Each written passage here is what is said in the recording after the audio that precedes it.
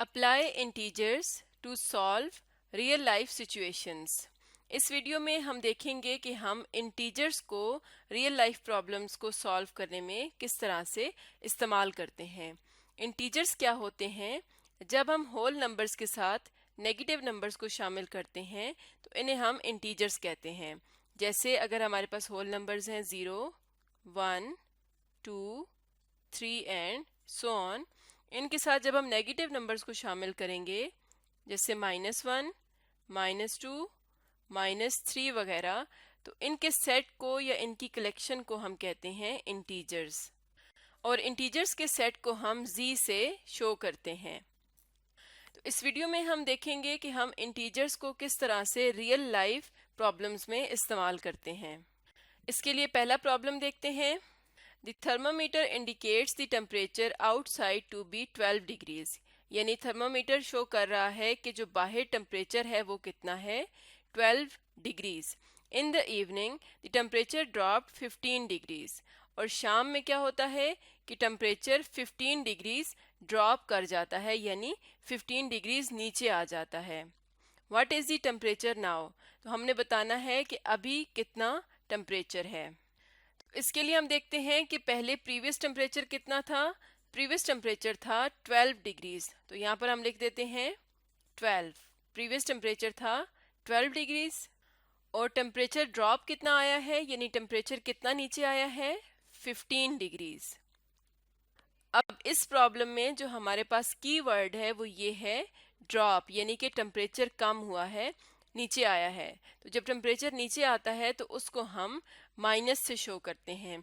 यानी पहले जो टेम्परेचर था वो 12 था और उसके बाद टेम्परेचर 15 डिग्रीज कम हो गया, तो ड्रॉप के लिए हम यहाँ पर माइनस का निशान इस्तेमाल करेंगे।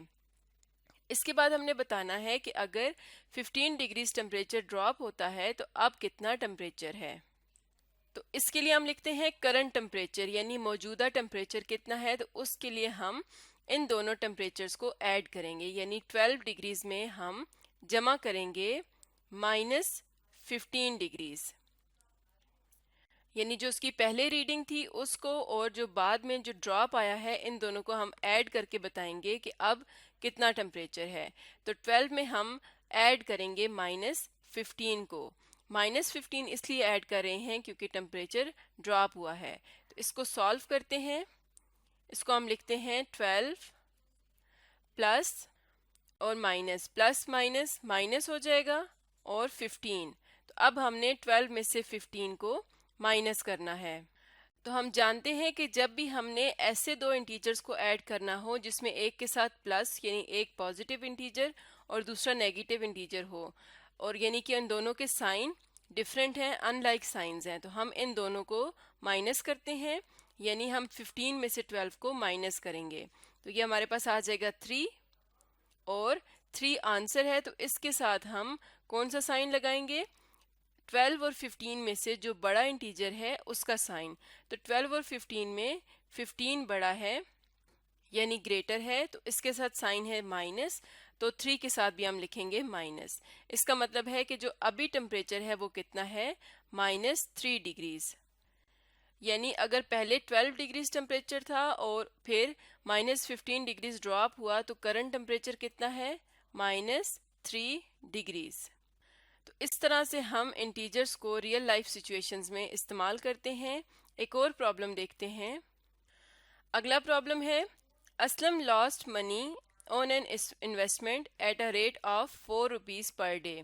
यानी असलम ने एक इन्वेस्टमेंट में कितनी रकम लूज की, 4 रुपीज़ पर डे, यानी उसे हर रोज 4 रुपए का नुकसान हो रहा है। यहाँ पर की वर्ड है लॉस्ट, यानी उसे नुकसान हो रहा है।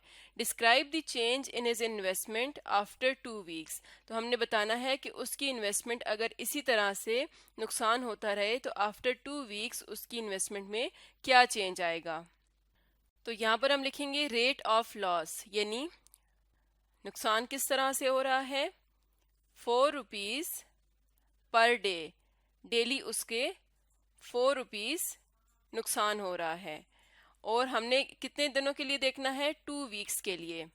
तो पहले हम 2 वीक्स को डेज में कन्वर्ट करते हैं। तो एक वीक में 7 डेज होते हैं, तो 2 वीक्स में कितने डेज होंगे? 14 डेज। तो अगर असलम को एक दिन में 4 रुपीज़ का नुकसान हो रहा है तो 14 डेज में कितना नुकसान होगा? इसके लिए हम लिखते हैं चेंज इन इन्वेस्टमेंट। तो एक दिन में 4 रुपीज़ का उसको लॉस होता है, तो हम यहाँ पर क्या करेंगे? 4 को मल्टीप्लाई करेंगे 14 के साथ। लेकिन हमने ये बात देखनी है कि उसको नुकसान हो रहा है, ही लॉस्ट मनी। तो जब वो लूज कर रहा है इसका मतलब है कि हम यहाँ पर -4 को 14 के साथ मल्टीप्लाई करेंगे क्योंकि उसको नुकसान हो रहा है। अगर उसको प्रॉफिट हो रहा होता तो हम यहाँ पर +4 से 14 को मल्टीप्लाई करते। तो नुकसान के लिए या कोई चीज़ कम हो रही हो तो उसके लिए हम यहाँ पर नेगेटिव का निशान इस्तेमाल करेंगे। और हम मल्टीप्लाई क्यों कर रहे हैं? क्योंकि अगर एक दिन में उसको 4 रुपीज़ का लॉस हो रहा है तो 14 डेज के लिए हम 4 को 14 से मल्टीप्लाई करेंगे। तो -4 को हम 14 से किस तरह मल्टीप्लाई करते हैं? यहाँ पर हमारे सामने दो इंटीजर्स मल्टीप्लाई हो रहे हैं, एक नेगेटिव है और एक पॉजिटिव। तो इनको हम किस तरह से मल्टीप्लाई करते हैं? हम नंबर्स को डायरेक्ट मल्टीप्लाई करेंगे। 14 मल्टीप्लाई बाय 4, इनके साथ जो साइन है उन्हें हम फिलहाल इग्नोर कर देंगे। तो 4 4s are 16, 1 यहाँ पर कैरी आ जाएगा, 4 1s are 4 + 1 5, 56 आ गया। और अब जैसा कि इन दोनों के साथ अनलाइक साइंस है, यानी एक के साथ प्लस है और एक के साथ माइनस, तो जो आंसर होगा अगर इनके साथ डिफरेंट साइन हो तो आंसर के साथ माइनस आता है। यानी अगर हम दो नंबर्स को, दो इंटीजर्स को मल्टीप्लाई करें और उनके साथ डिफरेंट साइन हो, एक के साथ माइनस और एक के साथ प्लस हो, तो फिर आंसर में माइनस आता है। अगर इन दोनों के साइन सेम होते, यानी दोनों के साथ माइनस होता या दोनों पॉजिटिव होते, तो आंसर में पॉजिटिव आता।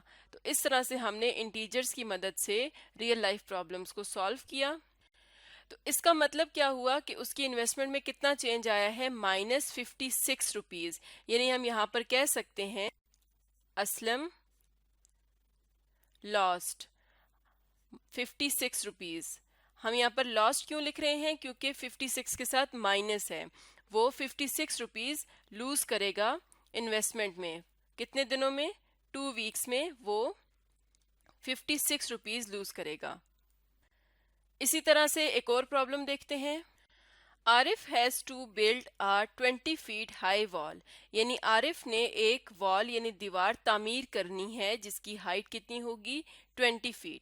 If he builds 5 feet per hour, यानी अगर वो 1 घंटे में 5 फीट तक बिल्ड कर लेता है, बना लेता है, then how long will it take him. तो हमने बताना है कि उसे टोटल कितना टाइम लगेगा कि वो 20 फीट हाई वॉल तामीर कर ले। तो इसके लिए हम पहले लिखेंगे हाइट ऑफ वॉल, यानी टोटल उसकी हाइट कितनी है? उसकी टोटल हाइट है 20 फीट। और रेट ऑफ कंस्ट्रक्शन कितना है, यानी वो कितना, किस हिसाब से या किस रेट से तामीर कर रहा है? तो वो तामीर कर रहा है 5 फीट पर आवर, यानी 1 घंटे में वो 5 फीट तक तामीर कर लेता है। तो हमने देखना है कि 20 फीट वो कितनी देर में तामीर करेगा। तो हम लिखेंगे time required to build the wall, यानी दीवार को तामीर के लिए कितना टाइम चाहिए होगा। तो इसके लिए हम 20 को 5 से डिवाइड करेंगे। डिवाइड क्यों करेंगे? क्योंकि अगर 1 घंटे में 5 फीट तक वो बिल्ड कर लेता है तो हमने ये देखना है कि 20 फीट के लिए उसको कितने घंटे लगेंगे। तो हम यहाँ पर 20 को 5 से डिवाइड करेंगे। तो ये हमारे पास आ जाएगा 5 4s are 20। तो हम यहाँ पर लिखेंगे 4 आवर्स, यानी उसको 20 फीट हाइट की वॉल बिल्ड करने में 4 आवर्स का टाइम लगेगा, यानी उसे 4 घंटे लगेंगे।